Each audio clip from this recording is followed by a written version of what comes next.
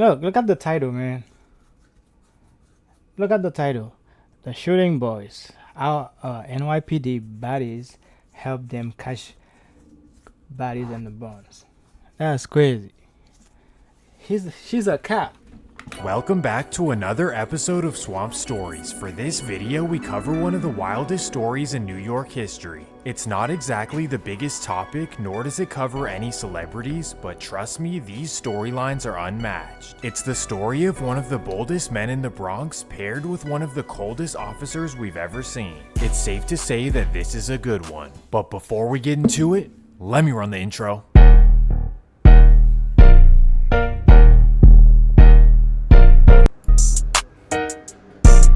The Caribbean. The story begins in the Dominican Republic, an island located in the middle of the Caribbean. If you're unfamiliar, the DR has been one of the poorest countries in the Western Hemisphere for quite some decades. And to make matters worse, in the 1960s, political turmoil caused a massive exodus. Supporters of one political party feared retaliation from the new leader, and they figured that they needed to leave. So starting around 1963, thousands of Dominicans began immigrating to America. Over 50% settled in New York City, with the vast majority settling in the Bronx. Slowly but surely, over the next 3 decades, the Bronx had become 15% Dominican. For reference, that's 210,000 people. Well, That's coincidentally, crazy. during this period, That's crazy. Dominicans. So it's from the Bronx, and then other Brooklyn. Brooklyn is only it. They have Asian, Guyanese, Jamaican, and so. the Bronx was one of the wildest places in America. The streets were filled with crime and there was major rivalries between neighborhoods. Unlike LA where there was massive gangs, in the Bronx it was one blocker project versus another blocker project.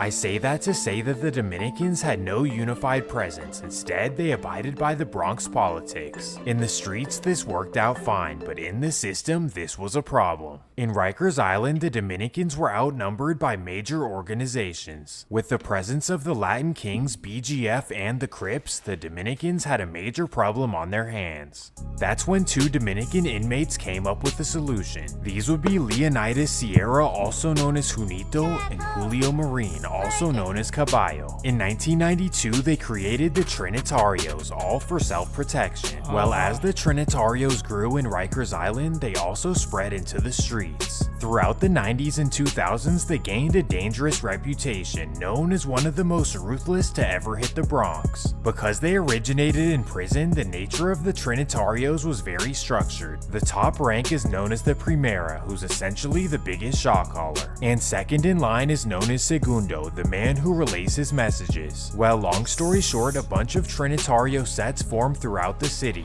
each having their own Primera. And the biggest and most powerful set happened to form in Brooklyn, specifically Sunset Park. They became known as the Sunset Trinitarios, led by one of the most feared men in all of New York. This would be a man named Ediberto Santana, also known as Flaco. Flaco was a Primera leader, but completely unlike the rest. So he was the first leader, and the other one probably second leader. The second leader gotta send a message. He called himself La Suprema, a position he created above a Primera. His idea was for Sunset to spread and each have their own Primeras, all calling up to him. This structure went against the Trinitario rulebook, but like I said, Flaco was different. Starting around 2010, Flaco made it his mission to bring the Sunset Trinitarios into the Bronx. This would not be a walk in the park, as they'd have to face the Latin Kings and Dominicans don't play. But on top of this, the Sunset expansion was unnecessary, as the Trinitarios already existed in the Bronx. Flaco's expansion was unprecedented, but he really wanted to be the king of all sunsets throughout the city. Well, this right So you might get killed. You never know. here did not sit well with the Bronx Trinitarios. They told him that they didn't need the sunsets and to stay back in Brooklyn. Flaco simply did not care and was willing to go against his own gang if that's what it took. That's so in crazy. 2011, Flaco sent his men into the Bronx to recruit, and if that didn't work, he told them to send messages. Sadly, it's alleged that over the next 2 years, Flaco claimed the lives of 3 Bronx Trinitarios. That's crazy. Now this is how the beef start. Once you kill somebody, yeah, the beef start right here.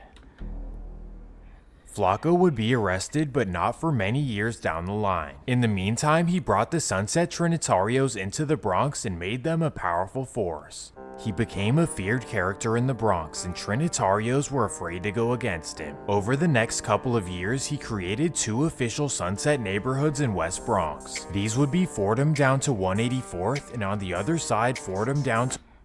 What is a love pineapple? Green pineapple. No. Green hot pineapple. That's all the gangs. There's gotta be blood. There's gotta be crepe. to 182nd. Quickly, they both became the most hated in the area as no one around them liked them. This is because La Suprema had them on go, stepping on anyone who got in their way. Essentially, the members had no free will as they did whatever they were told. The constant following of orders from La Suprema gave no room for individuality. While one particular Sunset Trinitario was not too thrilled about how things were going. This would be a young member named Andrew Dunn, also known as Caballo. Caballo was a certified stepper in the Bronx and was well liked by all of his fellow members. Well, around 2017, Stepper mean he's a shooter. Okay, just let you know. He's a stepper. He don't care. Caballo began telling them about his frustrations. He even expressed ideas of quitting and starting his own hood. Some members were on board with him, but others were afraid to cross Flacco. Regardless, after months of convincing, Caballo finally got enough members to join him and do the unthinkable.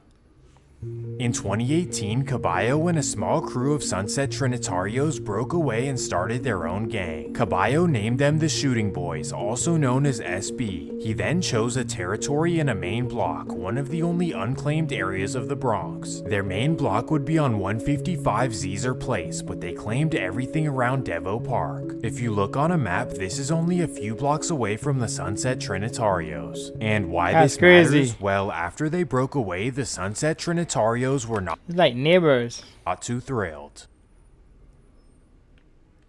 Right off the bat, the SBs were rivals with their former brothers. He's not even smiling at all. He's serious. Shit, both of them.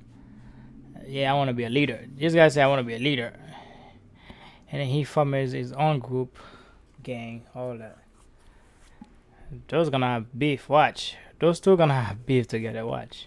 On top of everyone they used to beef with. This now made the Shooting Boys the real EBK of the West Bronx. No one liked them, and certainly no one was willing to click up with them. Because of this, their members had to be fearless and willing to risk it all. So let me introduce you to the original members. First, you obviously have Andrew Dunn, also known as Caballo. Then beside him are two rappers, Reality RD and Vladdy SB. Then there's the main steppers. You have Victor Almonte, also known as Flacco Capone. Then you have Moises Fontanez, also known as Goya. Then there's Joel Ortiz, also known as Brooklyn. Wander Rivera, also known as Siru. And finally, Ramon Rodriguez, also known as Pollo. Together, these guys were absolutely the most hated in the region. Because of this, the SBs were ultra aggressive and always making sure that no one unfamiliar was lingering on their turf. June 9th, 2019. It's an ordinary summer night in the Bronx and Caballo and two members are hanging out on the block. As you would expect, the members are watching cars go by and constantly checking the corners. At 9 p.m., Caballo and Flacco Capone notice something strange. They spot an unfamiliar man at the end of the block. The members then look at each other and get suspicious. So together, they walk down to the corner to confront the man. They ask him what he's doing there and he responds, "I'm just hustling." For years, this was neutral territory in the Bronx and the guy clearly has no idea that the SBs are claiming it. Regardless, Caballo sees this as disrespect and he wants to prove a point. So he presses the man aggressively until the point where he turns around to run away. And that's when Caballo makes a wild decision. Bang! Thankfully, the man... Caballo crazy, man. Caballo crazy. He's not a self-defense. Probably shooting him behind his back, right? And was okay after being rushed to the hospital. But sadly, this is how the SBs began making a name for themselves in the Bronx. This may seem like a normal occurrence in Chicago, but this is New York where incidents like this are very rare. And what's even crazier is that Flaco Capone and Caballo were able to get away with this for the time being. And after getting away with this, they made it their mission to start bullying the Bronx. And that takes us to Where's the girl? That's the reason why I click on it.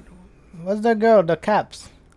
Cause that's how the baddies help them catch baddies in the Bronx. 2 I weeks wanna see later, this June shit. 23rd, 2019.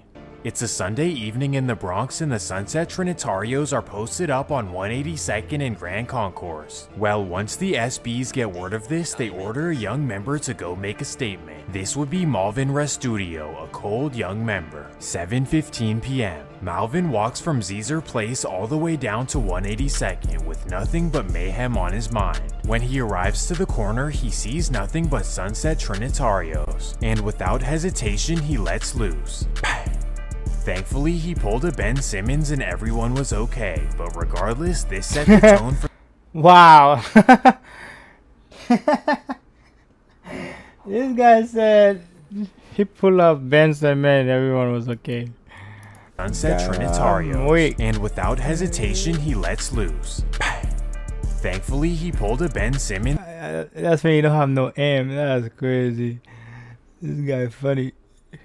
He can shoot. and everyone was okay, but regardless, this set the tone for the new rivalry. However, after doing this, the SBs had something else in mind. They needed money, and this was a struggle wild for because that, no one boy. in the Bronx would ever work with them. So to solve this problem, Caballo and Goya came up with a plan. Everyone in the Bronx knew not to trust them, so they started making connections across state lines. In the early summer of 2020, they formed an online relationship with a plug in suburban New Jersey, specifically in a small town called Southbrook Mound. Well, the SBs convinced the man to meet up and make a deal inside of his hometown. July 6, 2020. Caballo and Goya leave the Bronx at 6 p.m. and head down Interstate 95. At 7:15, they arrive in Southbrook Mound and text the man. They tell him to meet them in a parking lot behind a Sunoco gas station. The man agrees and instantly heads over. At 7:35, he arrives and parks right next to them. They then direct him into the back seat of their car. After talking for a minute, Caballo and Goya whip out and tell him to give them everything he has. The terrified man agrees and they ruffle through his stuff. After getting what they want, they direct him out of the car and they drive back to the Bronx. Just like that, the SBs finally had a bit of money and now it was back to their old ways. After scoring big, Goya was ready to score again, just in a different way. That's July crazy. 31st, 2020. It's a hot Friday afternoon in the Bronx and the Trinitarios are outside on 182nd. I hope I don't have copyright, cause them beats, I might get copyright for this shit, but I don't care. When Goya gets news of this, he instantly hops in his car and drives down to the block. At 5:30 p.m., he arrives on 182nd and hops out. Huh? Thankfully, he pulled a Westbrook and everyone was okay. The incident was Coming up, all the NBA players. 182nd. When Goya gets news of this, he instantly hops in his car and drives down to the block. At 5:30 p.m., he arrives on 182nd and hops out. Thankfully, he pulled a Westbrook and everyone was okay. The incident was one of many in the Bronx during the Yeah, niggas need to go to a gun range, man. That's crazy. I'm going to a gun range too, because something happened. Let me snatch this shit. summer of 2020, which was one of the worst periods in almost a decade. Because of this, NYPD decided to send Hey, here we go. The baddies is here. Let's go.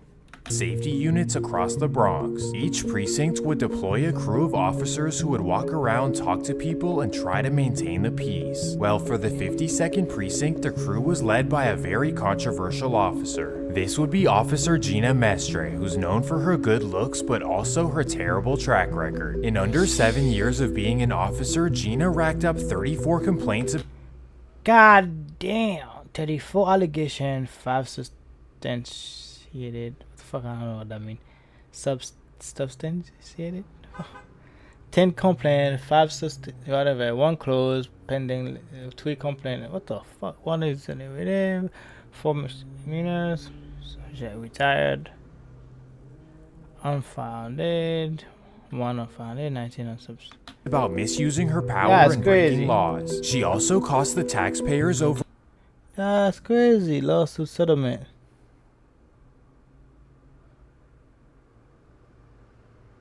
And then why she wanna be a cop? That's why she wanna be a cop so she can help the gangs. $1 million in 10 separate lawsuits. Well, given this, assigning That's Gina to crazy. patrol the SB area was a recipe for disaster. That's crazy. And what do you know? Over the summer of 2020, Gina formed a relationship with one of the men she was supposed to watch out for. This happened to be Caballo, the Riz God himself. Long story short, Gina and Caballo started dating in August of 2020. At first, SB members were skeptical, assuming that Gina was using him to get information. However, Caballo was sure that this was the real deal and that Gina was on his side. How he knew this? Well, Gina was sending him classified police information and warning him of potential raids. She even told him to lay low because police had their eyes set on the SBs. So Caballo and his fellow members decided to chill out for the time being. But then bad news would come their way. November 4th, 2020. It's a regular fall day and the SBs are deep outside in front of Devo Park. All of the high-ranking members are having fun outside like they aren't the most hated in the city. Well, little do they know, 2 cars full of rivals are driving their way at 8 p.m. At 8:15, the cars park on the corner and the rival members hop out. They then run inside the park with no hesitation. Bang. 2 unnamed SB members were hit, but thankfully they both made it. That's crazy. So that's mean every time y'all shoot, y'all didn't get it. Y'all didn't get them. Y'all shoot to miss. It's okay. Yo, that's God, man. God said, "Y'all not gonna kill nobody today." Regardless, Caballo was pissed and he wanted revenge as soon as possible. He instantly texted Gina and informed her that he wanted to go get revenge. She smartly told him to lay low until the smoke clears on the investigation. Damn. But Caballo was too angry and he could That's not crazy. wait to get back. Here is where things get interesting. The next day, November 5th, 2020, 9 a.m. Caballo puts on a blue hoodie, a black puffer, and a black hat. He leaves his apartment with no mask, hops in his white Toyota, and drives to his destination. He heads down Highway 87 to the neighborhood Mount Eden. He then parks and walks down Cromwell Avenue, a street with nothing but car repair shops. As he's walking down the street, he's looking for one particular car, a black Acura MDX with tinted windows. At 9:41, he spots the MDX in front of a van, so he instantly reaches into his pocket and runs up to the car. Oh shit. Now somebody died. As it turns out, Angel was a Trinitario rapper by the name of Jayla Sombre. This was a devastating loss for the Sunset Trinitarios, especially as Caballo used to be his friend. Well, the next day, Officer Gina sends Caballo surveillance footage that clearly shows his face. However, because the incident took place in the 44th precinct, the local officers did not recognize his face. And as you would expect, Gina decided not to intervene. But she did tell Caballo that it's only a matter of time, and if they do ask her, she will have to identify him. Well, that day would come and the surveillance was brought to Gina. Right away, Gina texted Caballo and told him to get the next flight out to the Dominican Republic. So Caballo fled the country that same night and decided to hide out in the DR. They will find you. America? They will find you. Even though you hide under the seat, America will find you. They not. No, but they will. And that's when Gina had to officially identify the man in the video as Andrew Dunn. After this, Gina and her crew served multiple warrants throughout the Bronx as she pretended to not know where he is. They then searched his flight history and found that he had fled to the DR. Exactly. From there, police searched for him, but for whatever reason, he kept being absent during their raids. This would continue for quite some time. In the meantime, the SBs would be without their commanding leader. But this did not mean that their presence in the streets was done by any means. And that takes us to June 20th, 2021. It's a Sunday night in New York. Oh, question. That's a question. I get it now. The primary is the first leader. If the first leader not here, the second leader gonna be in charge. It's just like the president, vice president, and president. I get it. It makes sense. And the SBs are looking to go have some fun. They know it's not safe for them to party in the Bronx, so instead they head out to a safer location. At 12:30 a.m., 3 SB members head to a popular club on West 207th. These would be Wander Rivera, also known as Ciru, Edward Perez, also known as Perico, and Ramon Rodriguez, also known as Pollo. Well, at 1 a.m., the young rowdy members arrive at the club and begin walking around. While strolling through the club, one of the members notices a shiny watch on somebody's wrist. This happens to be an iced out Audemars Piguet, also known as an AP. Oof. The member instantly recognizes that it's an expensive watch, so he relays the information to his fellow members. Instantly, all intentions of having fun are thrown out the window. Now, all they want is the watch. So quickly, they leave the club and hop in their car. This is where they group together, put their masks on, and think about what they're gonna do. At 2:15, they finalize their plan and decide to park their car across from the club. The members patiently wait for the man to come outside for 2.5 hours. Then at 4:40, the man with the watch finally walks outside with his friend. The man, whose name is Milton Grant, then walks to the parking lot and hops in his beautiful car, a satin-wrapped BMW. That's a nice W, man. That's a M750.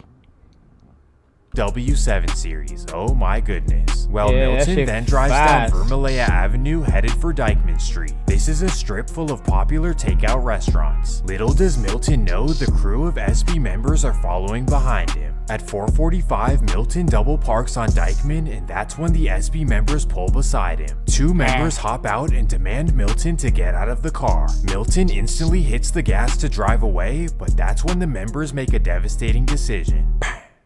Damn. After doing this, Pollo grabs the AP and they all head back to the Bronx. They kill him. They kill him, man, just for so he can get the AP. That's crazy. The diamond AP, man. Sheesh.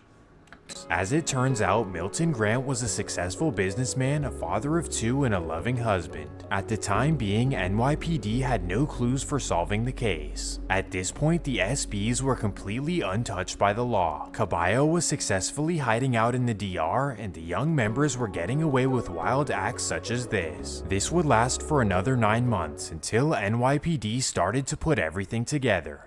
The first Shooting Boys indictment. On March 31st, 2022, 10 members were arrested on 15 felony counts. On this day, dozens of raids were served throughout the Bronx and 9 members were arrested and apprehended. Only one man remained, the one who NYPD had their entire focus on. Caballo was still hiding out in the DR, and for whatever reason, he was never there when the raids were taking place.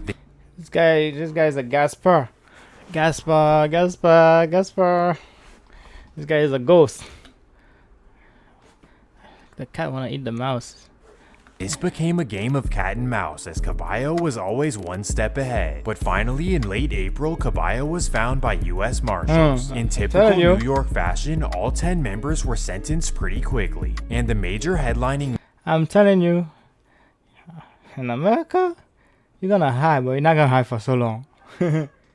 They would get your ass. I'm telling you. News came on November 17th, 2022. Caballo pled guilty to the event on November 5th, 2020 and received 35 years to life. Jesus.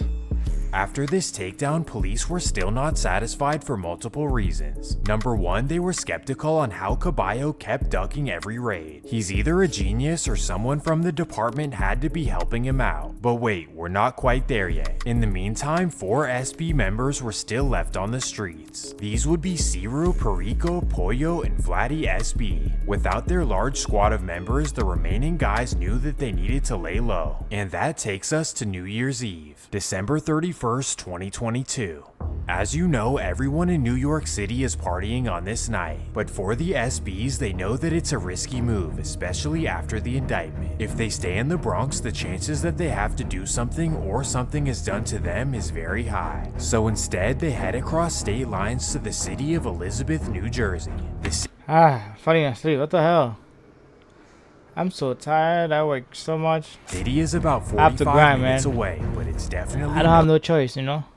a walk in the park. The only reason they're there is because they know they won't run into rivals. Or will they? 3 a.m. After a night of partying, the SB members walk outside onto 1st Street in Elizabeth. Vladi SB casually walks down the street to his car, but right there is a man in a mask. Oh my god, they kill him.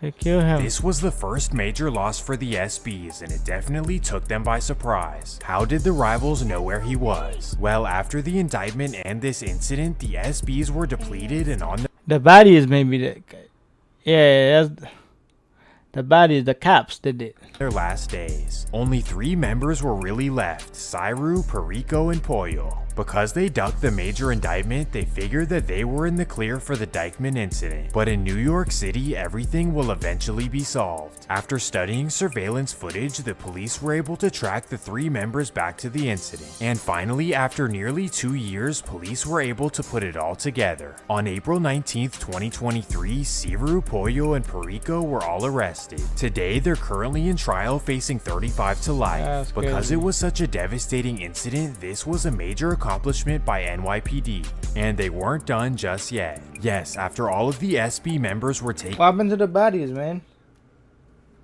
Did the NYPD catch the baddies too? down, they still wanted to know how Caballo was ducking the raids. And after a major internal review, they found out that Gina and Caballo had a relationship. However, this in nature is not a crime, instead just a violation of the codes of conduct. Because there was no basis for an arrest, police simply made Gina resign from her position. But Whoa. due to her bad reputation, police were not satisfied with this result. So they got a shit. warrant to look through her phone, and this is when their minds were blown. First, they Jail discovered time. that Gina was informing Caballo about department investigations. Then they discovered that she was even telling him Is that gonna? But anyway, I was gonna say, why she didn't use the burner phone like other phones? That's crazy. Why you use it? So dumb. Why you use your own phone? about who was cooperating from rival hoods. To make matters worse, Gina was giving him the names of witnesses in SB cases. As you may be aware, this is classified information and definitely a felony in the state of New York. She put innocent witnesses who were simply doing their civic duty in major harm's way, all while making $130,000 of taxpayer money a year. As they scrolled through her timeline, they found the texts of her informing Caballo about the raids and when to leave town. All of this led the department to charge her with 4 felony counts. She holds 1 count of racketeering, which amounts to a maximum of 20 years in prison, 1 count of conspiracy to obstruct justice, which carries a maximum sentence of 5 25. years, then a count of conspiracy to obstruct an official proceeding, which carries a sentence of 20 years, and finally 1 count of accessory to murder, which carries a miscounted. maximum of 15 years. So it's safe to say that Gina is cooked.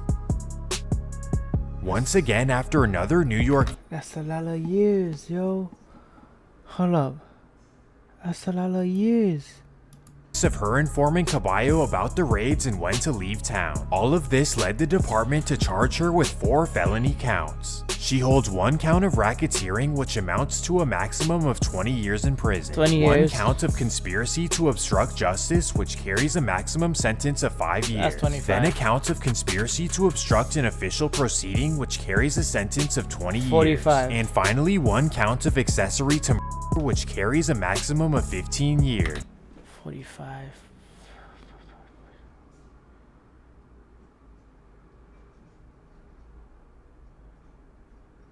That's 60 years, right?